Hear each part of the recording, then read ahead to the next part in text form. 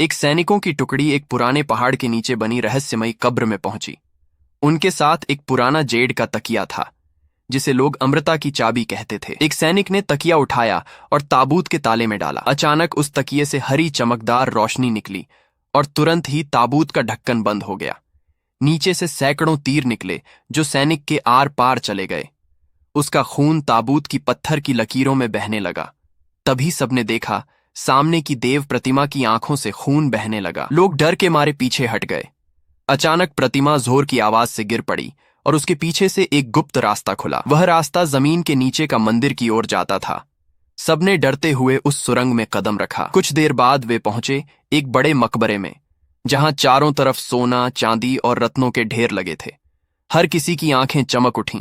इतना खजाना किसी ने कभी नहीं देखा था। सभी सैनिक खजाना लूटने में लग गए, लेकिन एक बुजुर्ग साधु जो उनके साथ था ऊपर जाती पत्थर की सीढ़ियां चढ़ने लगा, क्योंकि उसे पता था असली खजाना ऊपर है। सीढ़ियों के अंत में उसे एक सुंदर देवी दिखाई दी। वह थी मागू देवी, जिसके बारे में कहा जाता था कि जो उसे देखेगा उसकी एक इच्छा पूरी होती है। देवी मुस्कुराई और बोली, बता, तू क्या चाहता है? साधु बोला, मुझे अमर होना है, मैं देवता बनना चाहता हूं। देवी ने कहा, तू भाग्यशाली है, आज से तू अमर होगा। साधु खुश होकर उसकी ओर बढ़ा, लेकिन जैसे ही उसने अमृता का वरदान लिया, देवी का चेहरा अचानक राक्षस जैसा हो गया। उसने साधु की सारी शक्ति और जीवन खींच लिया और कुछ ही सेकंड में वह सूखी लाश बन गया। वहीं पास खड़े एक महान तांत्रिक ने देखा कि सामने उसकी मरी हुई बेटी खड़ी है।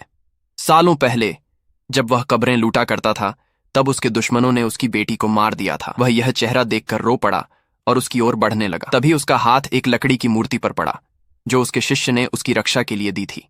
उसे छूने से वह समझ गया कि यह सब भ्रम है। उसने देखा उसकी बेटी अब एक राक्षसी रूप में बदल चुकी थी। महान साधु ने अपनी शक्ति से उस भ्रम को तोड़ दिया।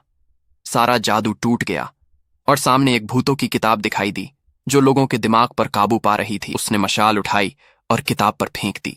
आग लगते ही सोना चांदी राख बन गए, दीवारें हिलने लगीं और पूरी कब्र ढहने लगी। महान साधु चिल्लाया, सब भागो! लेकिन लालच में डूबे सैनिक वहीं रह गए और अगले ही पल कब्र उनके